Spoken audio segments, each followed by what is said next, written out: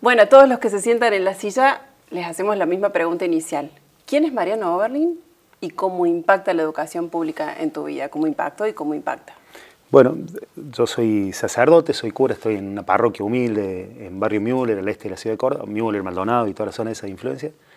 Trabajamos, bueno, las cosas propias de una parroquia, pero además estamos trabajando con chicos con problemas de consumo, intentando ayudar un poquito con esa problemática. Y en mi vida la educación pública ha sido casi todo, ¿no? Digo casi porque yo fui a un jardín público, a una guardería y un jardín público, en mi barrio, en barrio comercial, soy de un barrio muy parecido a donde estoy ahora. Y después en secundaria fui al Manuel Belgrano, que no solo es público, sino además depende de la universidad, y estudié un par de años en la arquitectura en la Nacional. Después, bueno, fui al seminario, entré al seminario para ser cura. Yo no hubiera tenido ninguna chance de pasar por el seminario si hubiera tenido que pagar lo que vale vivir en ese lugar y estudiar ahí. Te cambio de tema. ¿Qué es el 24 de marzo para Mariano Oberlin? Y el recuerdo de una etapa muy triste, no solo de la patria, sino de mi vida personal, porque mi papá es uno de los desaparecidos que nos faltan. Si bien él fue secuestrado antes del 24 de marzo por la AAA, que ya se estaba conformando, es parte del mismo proceso, del mismo Plan Cóndor.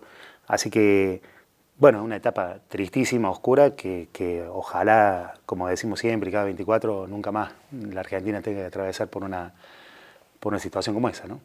Creo que el 24 de marzo, también como Día de la Memoria, es justamente una de las herramientas más valiosas que tenemos para recordar lo que pasó y para no volver a repetirlo, ¿no? Aprender no es otra cosa que recordar, es una de las frases célebres de Platón.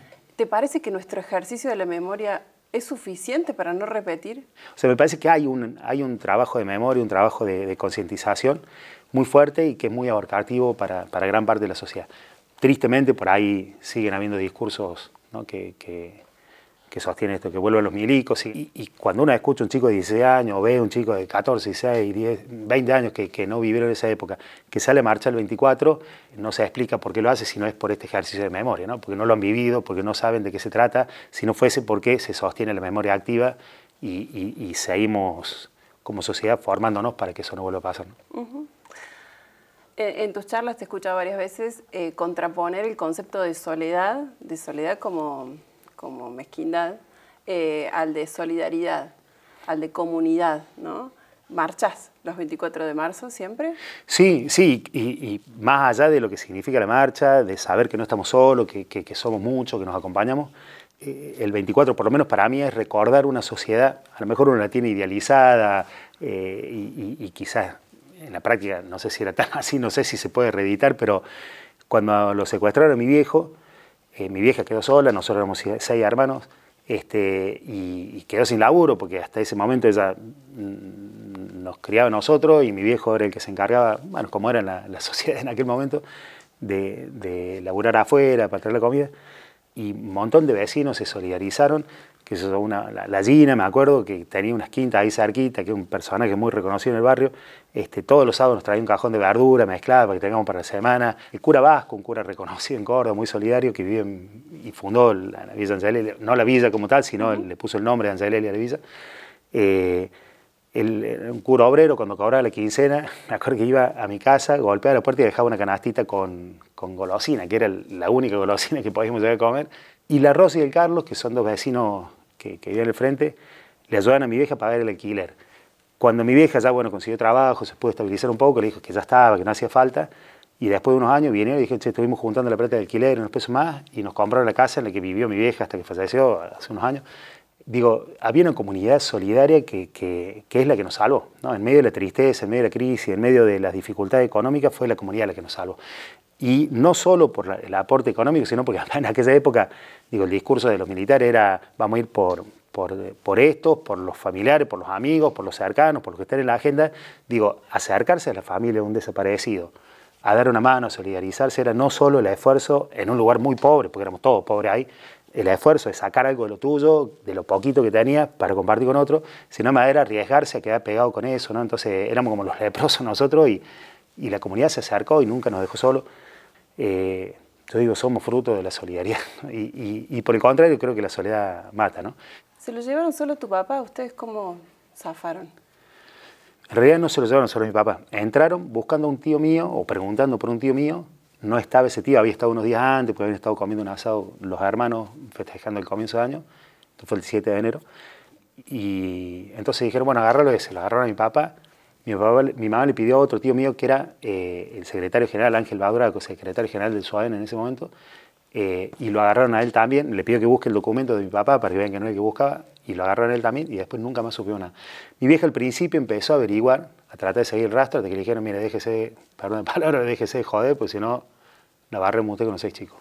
Así que ya mi vieja nunca más se animó a preguntar más nada. Qué terrible. ¿Cómo impactó tu historia personal, la historia familiar, en tu elección por la vida pastoral?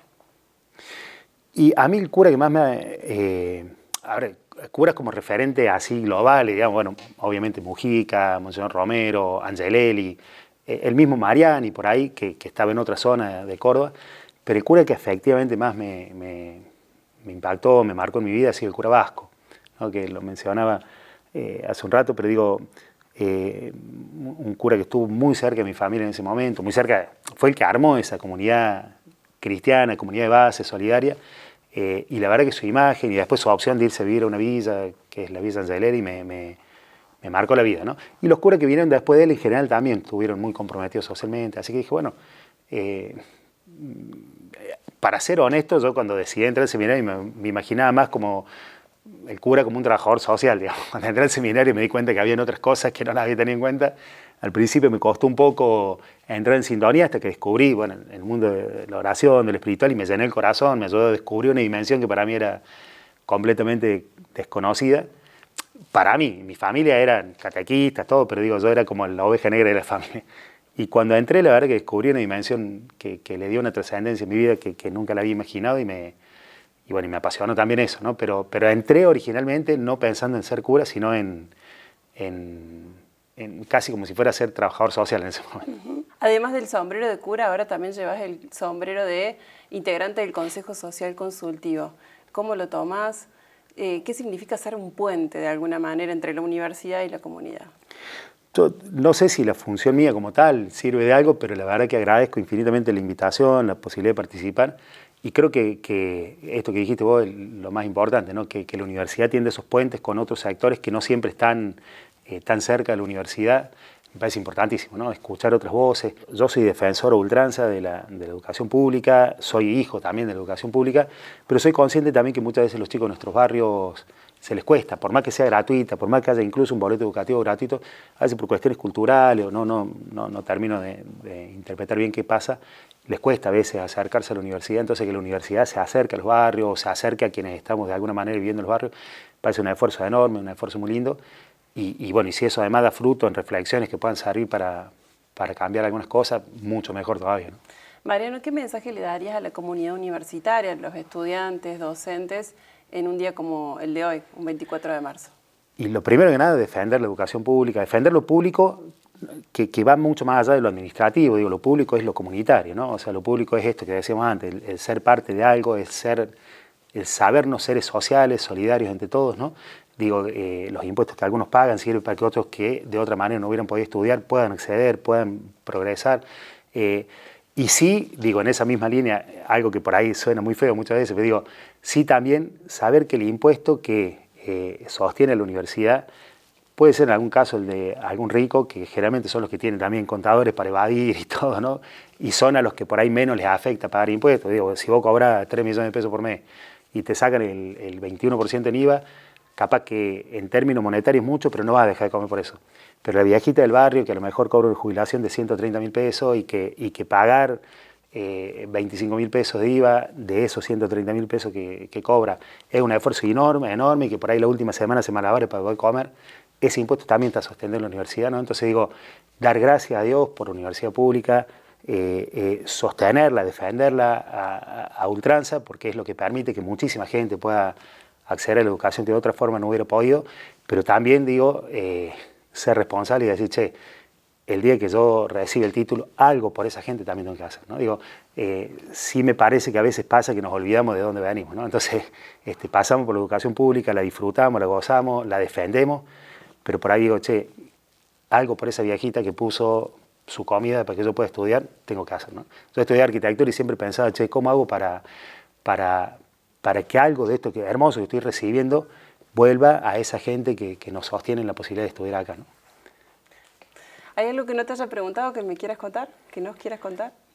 Bueno, a ver, antes de la entrevista yo compartí esto que yo siempre desde que entré al seminario le pedí al obispo, quería un lugar humilde, y pasé por varias parroquias que no eran precisamente las más humildes, y cuando llegué a la parroquia donde estoy ahora, yo la verdad es que no sabía ni dónde quedaba geográficamente, bueno, tuve que llegar con el GPS, y a los poquitos días que llegué me llaman los chicos de Hijo. Yo no he militado en Hijo por cuestión de la vida, porque bueno, andaba siempre a las corridas entre el laburo, la universidad, después en el seminario, pero tengo muchos amigos ahí.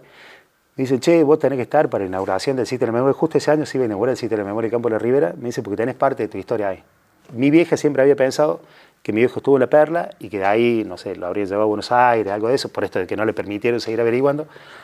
Y me dice, no, pues tu viejo estuvo acá. Dice, tu viejo estuvo preso acá, fue fusilado acá, torturado y fusilado acá, y probablemente enterrado o acá o en el cementerio de San Vicente.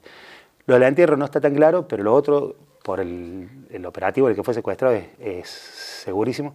Así que bueno, digo, al principio me costó un poco entrar porque hay un desafío que me sentía como inútil para abordar. Después con la comunidad fuimos intentando hacer algo, y cuando me entero de eso, digo, bueno, tengo parte de mi historia sembrada, casi que en algún momento esto puede dar fruto. Intentar cerrar ese círculo. Tal cual. Gracias, Mariano. Al contrario, che, muchas gracias.